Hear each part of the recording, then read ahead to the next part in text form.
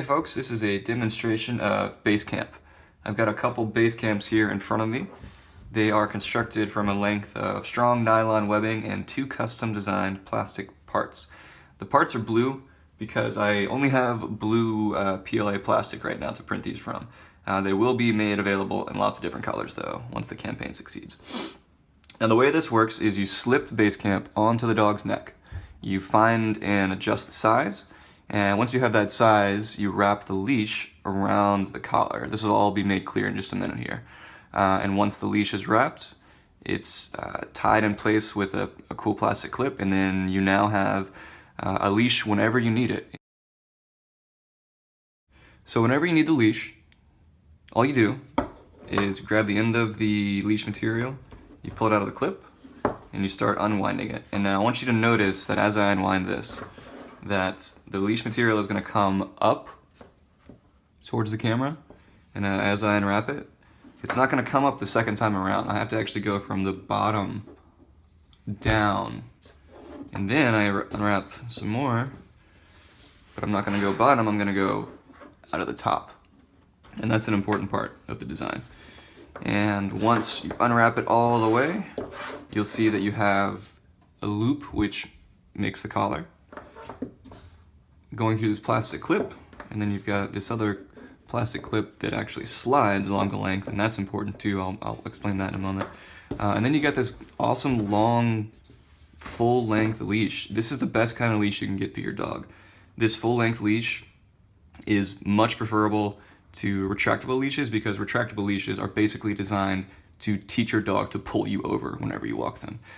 These are much better designed. These are what people use when they want to teach their dog to get better on/off leash. They're able to leave slack in the leash, and that indicates that they're doing a better job. That's the reason I wanted to make this a full-length, single-length leash instead of a retractable. Retractables are not my favorite, and there's a lot of research that says they teach bad habits. Now back to these plastic clips. Here's one that I printed just to kind of show you what it looks like off of the collar.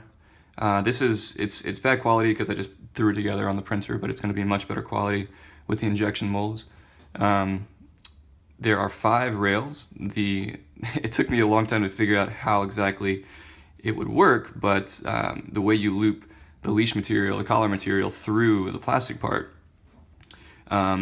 it self-reinforces, so when you size it the first time, it's really not going to go anywhere until you tell it to. And what do I mean by that? We'll take a look. So I've adjusted this to my dog's neck size, and you can see that the way the leash material goes out to the left and then out to the right on the other side.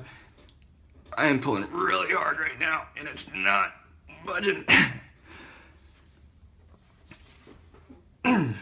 Okay, so that's what I mean by self-reinforcing. The size is going to stay that size until your dog's ready to grow or you're ready to take it off and give it to somebody else.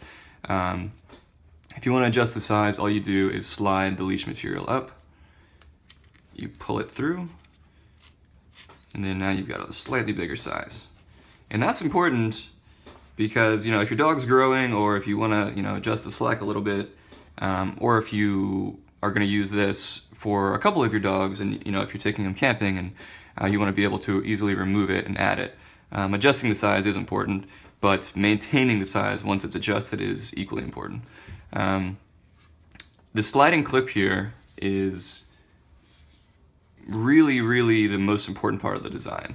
I mentioned earlier the way that the leash goes in one side and then goes on the other side, and the reason for that is because it provides a lot more stability.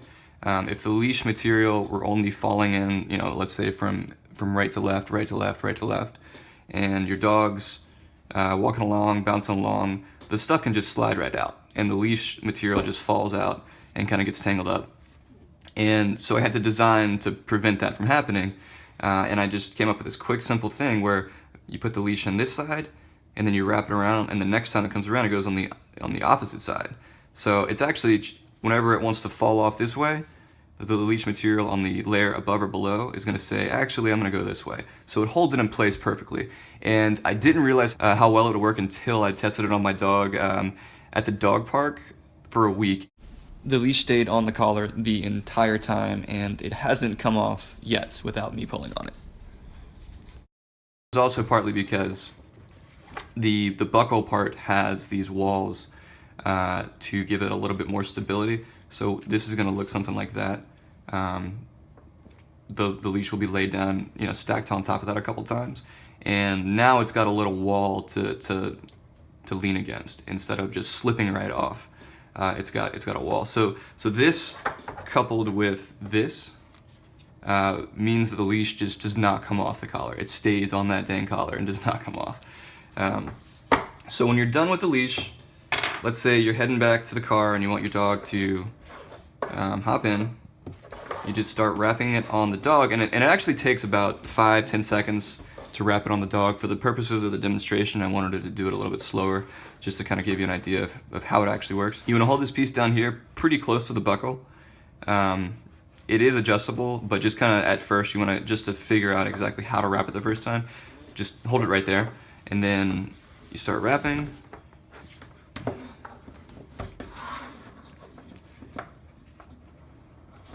So that's going to go in from on the bottom. You wrap some more. This is going to go in bottom to top. You wrap some more. And this is going to go top to bottom. Okay, so here's the thing. You can see that the leash material is nice and stacked on top of each other, but there's like a little bit of slack on this handle. It's kind of awkward. All you got to do is take the plastic clip and slide it out, and now it holds it nice tight in place, and that thing is not going anywhere.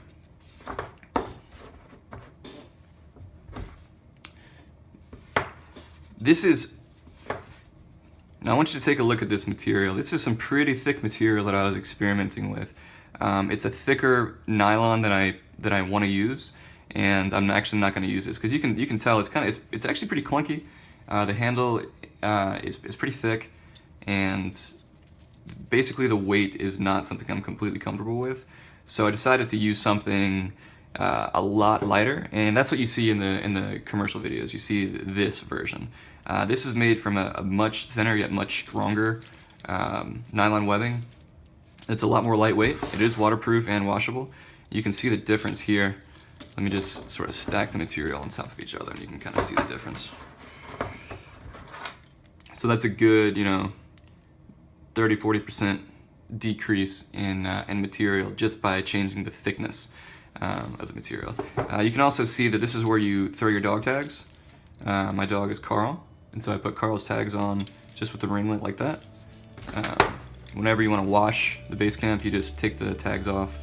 I like to put it into a sock or something just to kind of keep it intact. Put it into a tube sock, throw it in the washing machine. So that's BaseCamp. Don't forget to check out the campaign page for more information.